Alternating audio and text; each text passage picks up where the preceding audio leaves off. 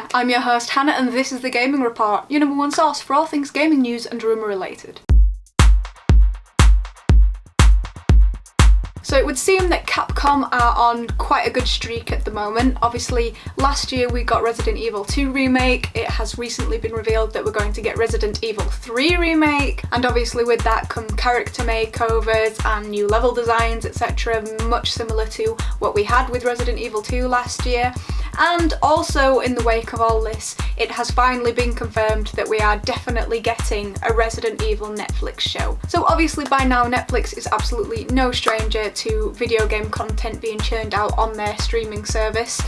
We have The Witcher that was released at the back end of last year, the Castlevania series has been around for a while now, and I think a few others are in the works at some point, but we were wondering about Resident Evil when we heard about it in the kind of third quarter of last year, and it has now been confirmed. It is supposedly going to take place in Clearfield, Maryland, and will also be set 26 years after the initial T-virus outbreak.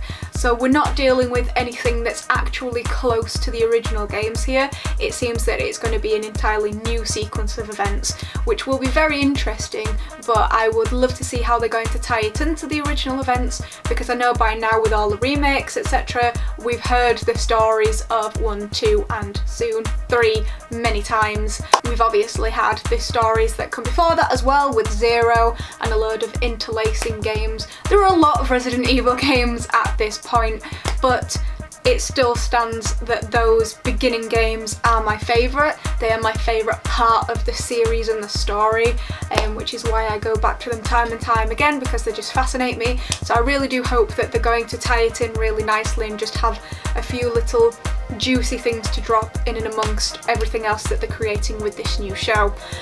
Obviously you have the likes of Umbrella Corporation being in there.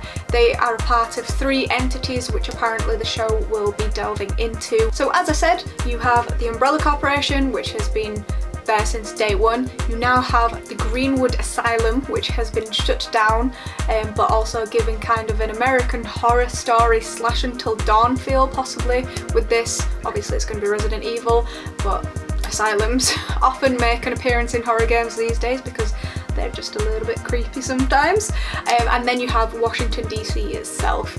So what I find interesting about this trio is, well, obviously 1, Umbrella Corporation, like I said, been there since the very beginning of Resident Evil and its conception. 2, like I said, taking maybe influences from some other mediums that have come out since the release of the very first Resident Evil games, and also delving into a part that I suppose we've not really been going into at this point. You always think about Las Plagas or T-virus, you know, zombies or just infestations of the mind, not actual mental health, which is what asylums were there for. Did they deal with it in the best way? Not always, obviously, but that's why it's an interesting concept now, is because they didn't know what we know now, and their ways of dealing with things were very wrong in some regards. So mixing that with like zombies and an outbreak of a new virus, a new strain, I think is a very interesting way to deal with it. And I'm not going to like say any speculations at this moment in time, I'm just going to let it roll out and see what they do with it. And then I also feel like throughout the games the word government's kind of been thrown around a little bit, but at no point have they ever said, you know, the people at the White House, the people in the Senate. So obviously placing Washington DC in that mix, like as a concreted organisation, I think is also a very interesting addition as well, because it's super easy to consider, you know, Raccoon City Police Department, Umbrella Corporation, STARS, BSAA, but you usually focus on that, and then you focus on the characters within them, such as Chris Redfield, Claire, Leon S. Kennedy, etc. So it's going to be a bit more of a, like I say, a grounding experience, I think, and it will be interesting to see exactly what they do with it, and also who appears in the games, because for those of you who have played the most recent Resident Evil, not counting the remakes, obviously I'm referring to Resident Evil 7, Chris Redfield is in it, but for the shortest amount of time, and your protagonist, who you never really see, Ethan, is a completely brand new character to the series. So it'll be really cool to see who actually appears in this TV show adaptation and what Maryland has to offer, because we're always used to it being set in very fictional places. So yeah, that's all that we kind of know about this at this moment in time, but please do leave in the comments below your thoughts about this being turned into a Netflix show. Are you excited about it? And also, as an extension of that, please let us know what you thought of the Witcher adaptation. Do you feel like it did justice to the games? Do you feel like it was on the ball in terms of source material, even to the books, etc.?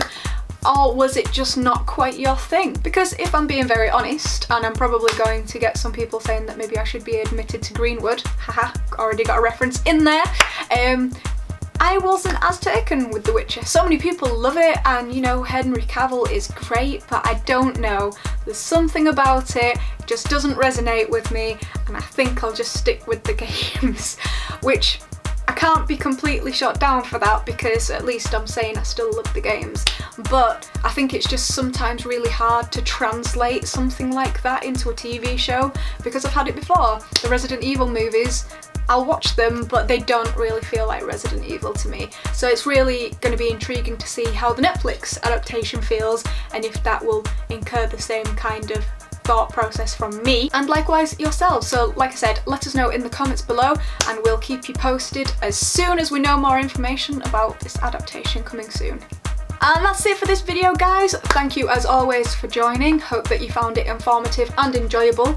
Don't forget as always to go to the website to read more news, check out more articles.